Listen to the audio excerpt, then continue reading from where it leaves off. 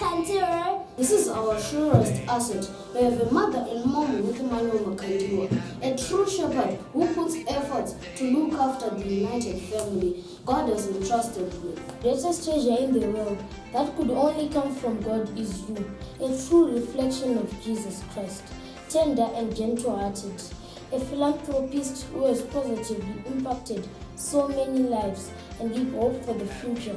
All the things that you have done for the needy and vulnerable through your philanthropic work has made us realize that there are angels that God puts on earth to care and guide us. Mom, you're our icon. Your personality, confidence, and servitude attitude has made you stand out as an exemplary entrepreneur.